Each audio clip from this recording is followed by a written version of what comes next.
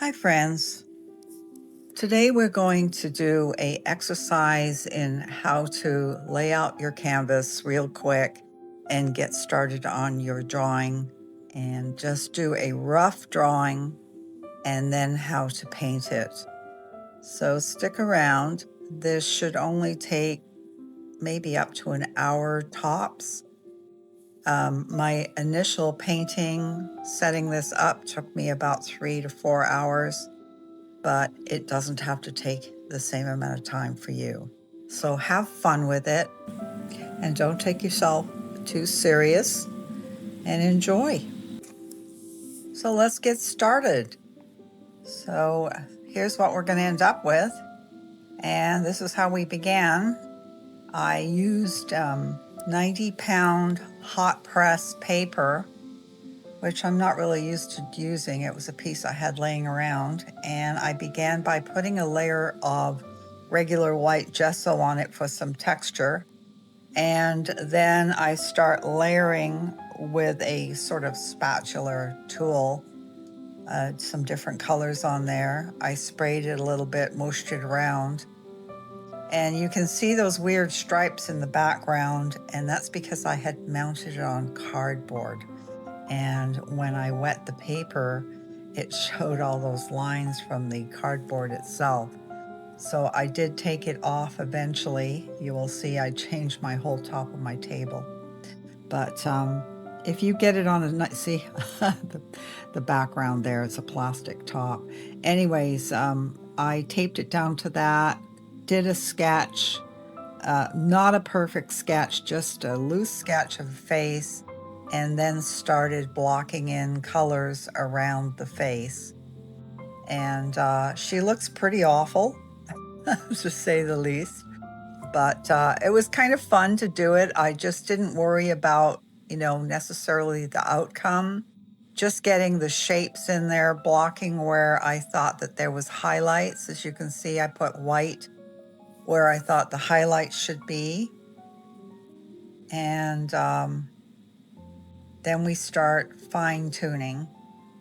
And so I've outlined the eyes with Payne's gray. I don't use black unless I'm using a Posca pen, which I will use at the end. And just filling it in. Start just making marks.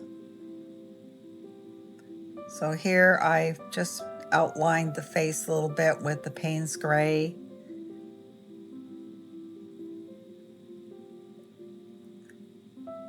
It's amazing how they come together if you're just brave enough to walk through the ugly stage, and boy, is this ever an ugly stage here. Sorry about my head being in the way. There was no avoiding it, because I have trouble with my eyes and have to get right up close. But you can see it's already starting to look like a face.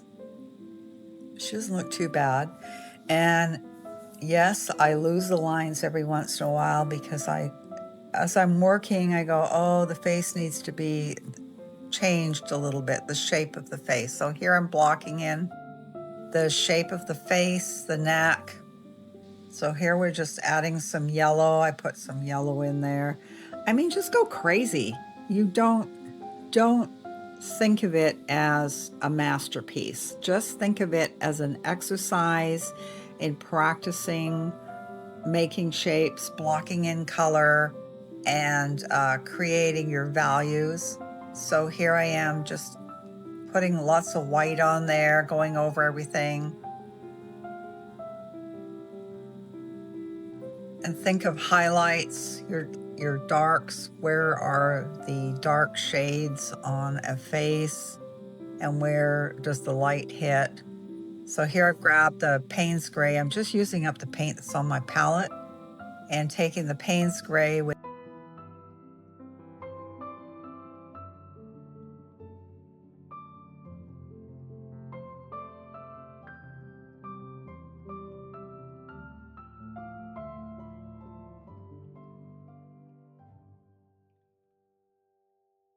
just making some hair.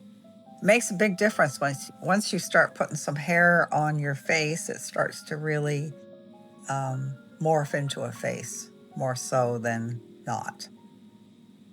She's still pretty abstract. So I'm just swiping and dragging just lightly. You don't have to do it hard or any pressure. It's just real light strokes.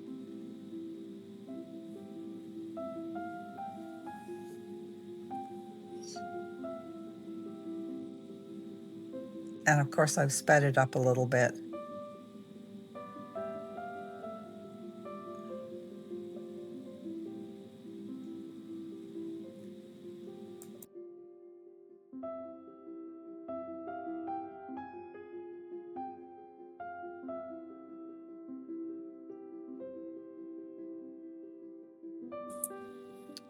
My favorite thing to do is using blues for the shadows. We all have shadows under our eyes. We have shadows in the crease of our eyes. So use a photograph of somebody if you want, or just make it up out of your head.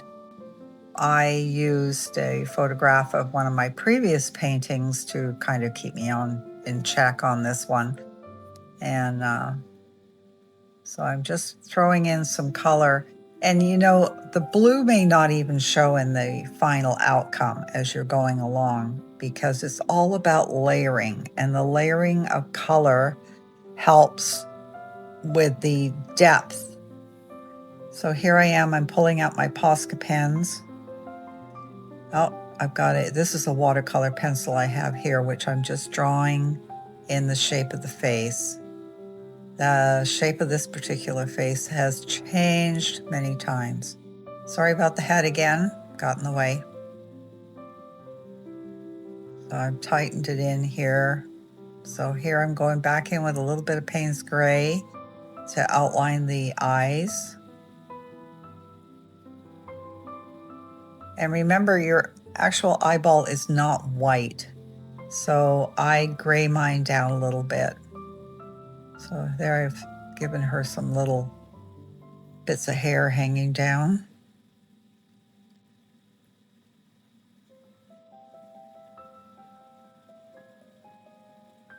I'm using some Payne's Gray on the eyes. Oh, I just want to tell you too, my palette on this was very limited. I had Payne's Gray, white, turquoise for the background, and I used a little bit of it on the face, and a Indian yellow and a red. So basically blue, red, yellow, and Payne's Gray and white. So that's another challenge I give you is try to keep your palette simple. It's so easy to get off the rails. In my past, I always did. I was picking up every color in the rainbow. And I think you can learn more just by painting with a few colors to start with and see where it goes.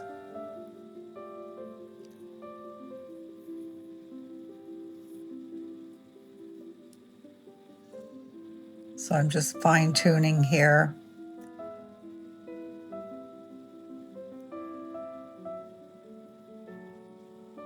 Her eyebrows look rather strange. I think they do get fixed up towards the end.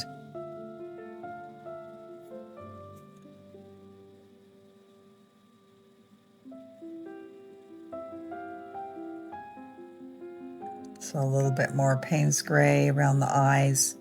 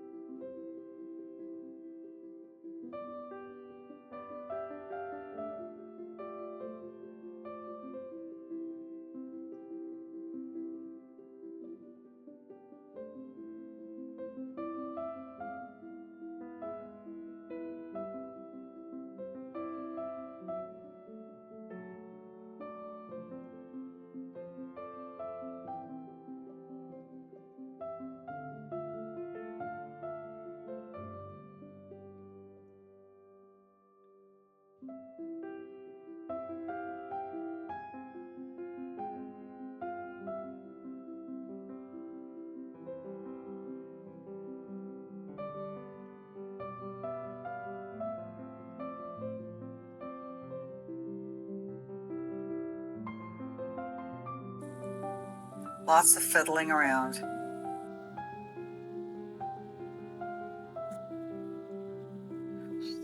I'm just blocking in color here, just with the white. And you don't have to cover your white completely. Leave thick and thin parts of the white on there as you're blocking it in. And I'm not worrying about blending. In my previous paintings, you know that I blend. And in this particular one, seeing it was just an exercise, I didn't blend. I didn't pull out my blender brush once. So I'm just putting on some hair here and just mushing it on in circular movements with the Payne's Gray.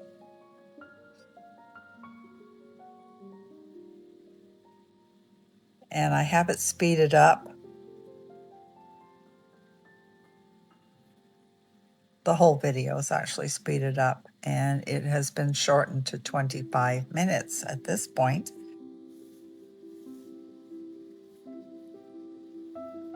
And don't forget, I do have chapters. So if you are wanting to jump ahead, the chapters will tell you what is in each chapter. Duh.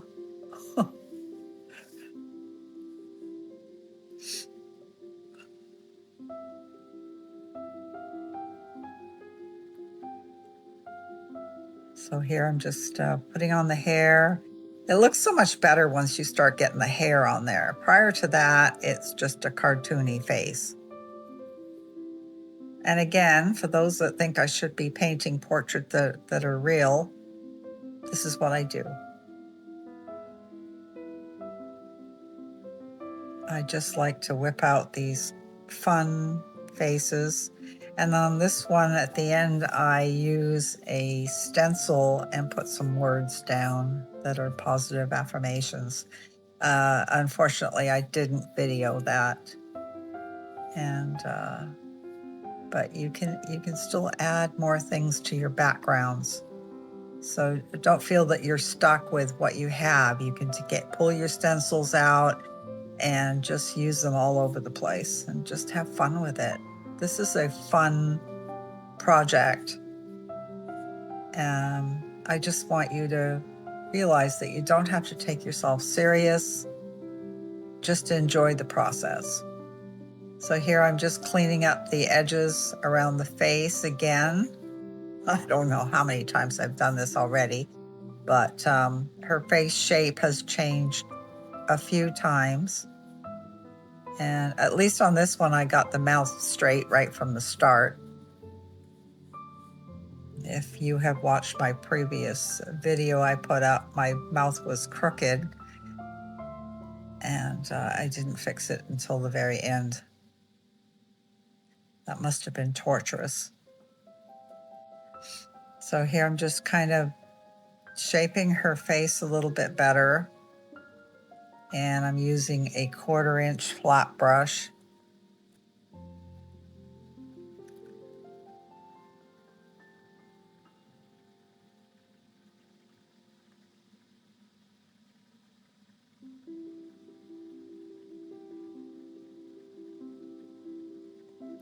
And I like to flip my painting around, as you can see, because I've been having a problem with my eyes lately, so I have to get pretty close to it.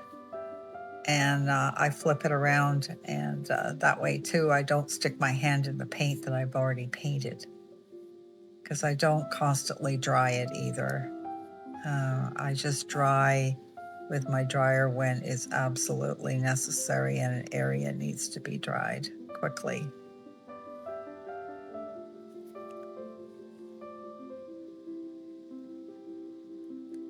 So just fine tuning here, adding white to the eyes and evening them up.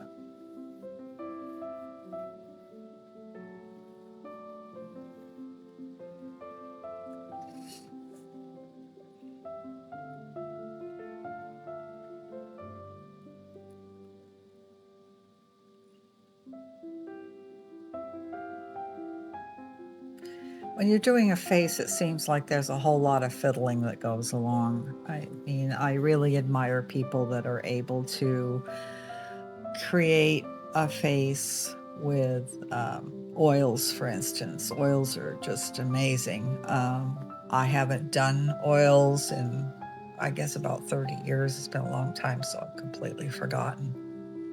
But oils don't dry, so you can constantly move the paint, whereas acrylics dry pretty quickly, like within minutes. So that's why you have to layer. So you've only got a limited amount of time to get it down, but if you mess up, you can go over it. So what I'm doing right now is I pulled out my Posca pen. I'm adding a little bit of color to her face, different places. And I'm going to use the Posca pens just to add some lights and darks.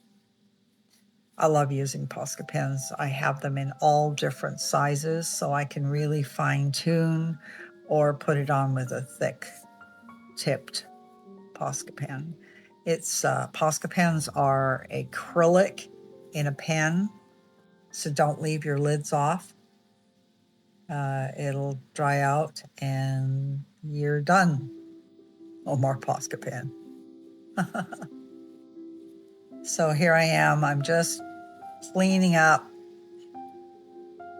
her eye, around her eyes. And what I noticed was her one eyelid was a little thinner than the other ones, so I gave her black eyeliner.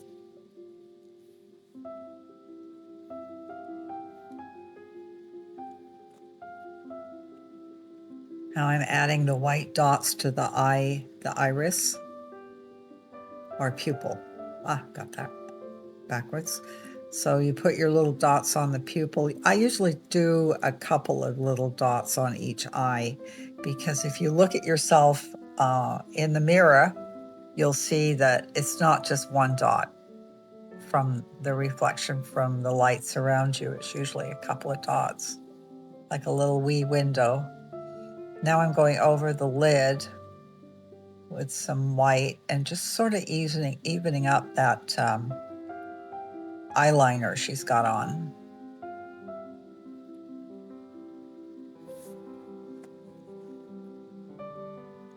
Putting some highlights underneath the nostrils to make the nostrils stand out a little bit more.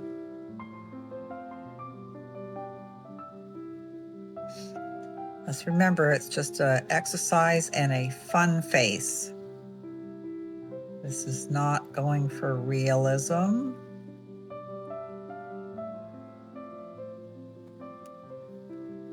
It's just about enjoying the process. And for me, I do enjoy doing these faces that are not realistic. They're really kind of fun because you can do whatever you want. I mean, who's got blue on their face? So we're back to the brush again. So I'm laying in some quinacridone red, just a little bit. And then I rub it in with my fingers and whatever I've got around.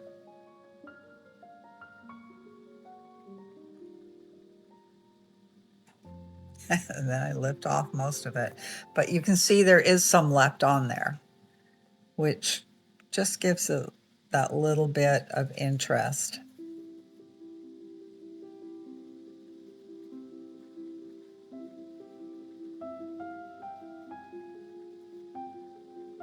And then there's the blue for shadow onto the neck.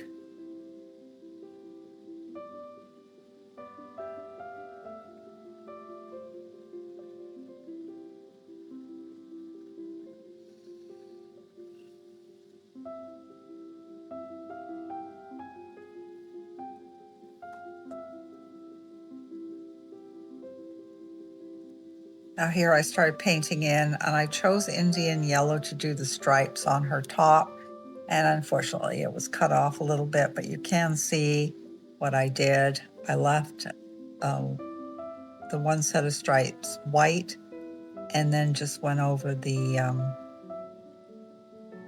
the other stripes with the yellow. And it's a transparent yellow, Indian yellow. So I have the texture from the underpainting shows through. Makes it more interesting. Here we're going with the white. And in a previous painting, one I did with the flag, I went over the entire hair using my Posca pen, so she had all kinds of white lines all over her hair. I'm not going to do it with this one. I didn't feel it was really called for, but you can do whatever you want. You know, you can do lines all over the hair to show the hair or not.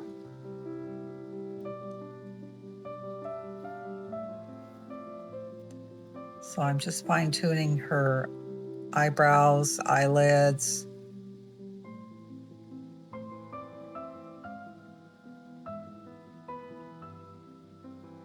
And I believe this is a 0.03 tip, so it's pretty small. I always like to put a broken line around the inner rim of the eyes. It makes the eyes stand out a little better.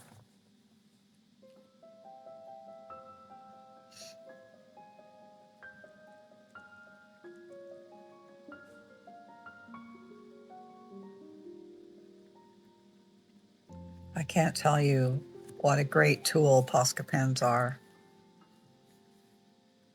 They're just really handy dandy.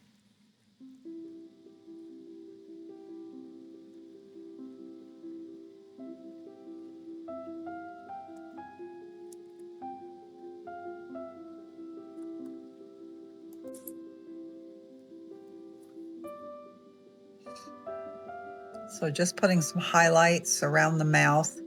I put a highlight on the upper lip, and then you want to put a darker highlight just underneath the lip, the lower lid, and that makes it have like that shadow. And here we are, the final outcome. And you can see that I did use a stencil. I had this one with all these words on it. I thought, oh, what the heck? And then I went over it. I dabbed it on. I used a sea sponge to dab it on. And you can see there's bits of yellow up on her forehead as well, and on the end of her nose. I just got carried away with that darn sea sponge. So I hope you've enjoyed this video. Don't forget to hit that bell so you'll be notified the next time I get a video up. I do put a full video once a week and some shorts in between. And sometimes there's a second video. So go out and paint something and have fun.